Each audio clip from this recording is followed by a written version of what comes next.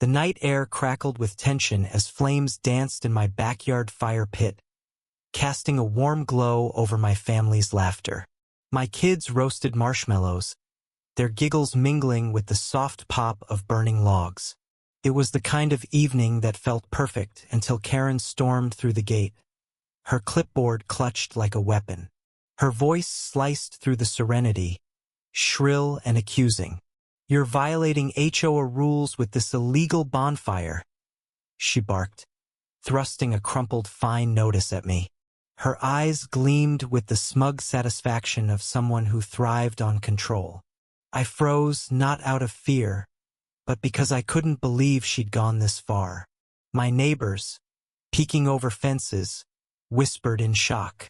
Karen, the HOA president, had a reputation for terrorizing our cul-de-sac with her petty rules. But this was personal. She didn't know who she was messing with. I took a deep breath, my pulse steadying as I folded the notice without breaking eye contact. "Karen," I said calmly, "this fire is fully permitted." Her face twisted in disbelief, but I wasn't done. I reached into my jacket and pulled out my badge, the one I'd carried for 15 years as the county fire marshal. The crowd gasped, and Karen's smug grin faltered. I'd spent years ensuring safety, inspecting every blaze from backyard pits to industrial sites. And this fire was textbook perfect, contained, distanced, and fueled by seasoned wood. Karen, oblivious, doubled down. "You're lying. No one in this neighborhood has that kind of authority," she snapped, her voice rising. But I had the permits, the logs, and the truth. I handed her my official documentation, watching her eyes widen as she realized her mistake. The neighbors' whispers grew louder, a tide turning against her. The confrontation escalated as Karen, red-faced and defiant, refused to back down.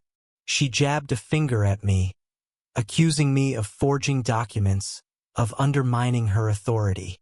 That's when an unexpected figure emerged from the shadows. Old Mr. Thompson, the quiet widower from down the street, who rarely spoke at HOA meetings. His voice, gravelly but firm, cut through the chaos. "I was a fire chief for 30 years, he said, stepping into the firelight. "This man's right, Karen. You're out of line." The crowd murmured in awe. No one knew Mr. Thompson's past.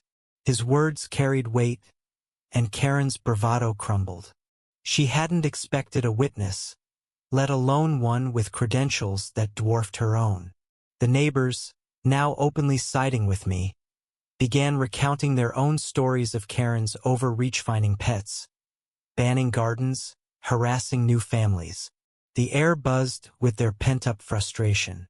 Karen's downfall came swiftly. Emboldened by Mr. Thompson's support, I revealed the final blow. I'd been quietly documenting her abuses for months, compiling complaints from half the neighborhood. I'd already filed a formal report with the county, citing her misuse of HOA authority. Her fines, it turned out, often violated state regulations, and her reign of petty tyranny was under investigation. Karen's face drained of color as I read aloud an email from the county board, confirming an upcoming hearing. The neighbors erupted in cheers, their relief palpable.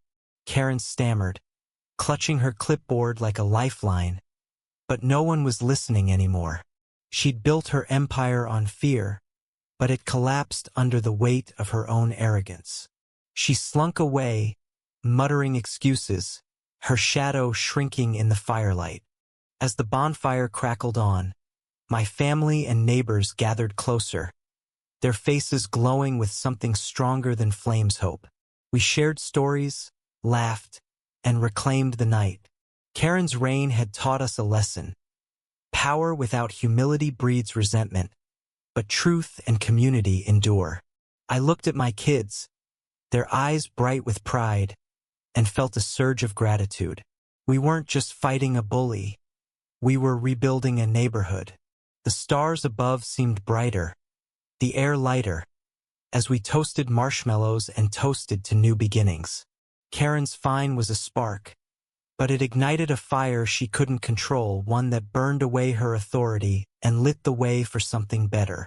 What do you think, was Karen's punishment fair? Or did she deserve a chance to redeem herself? Share your thoughts.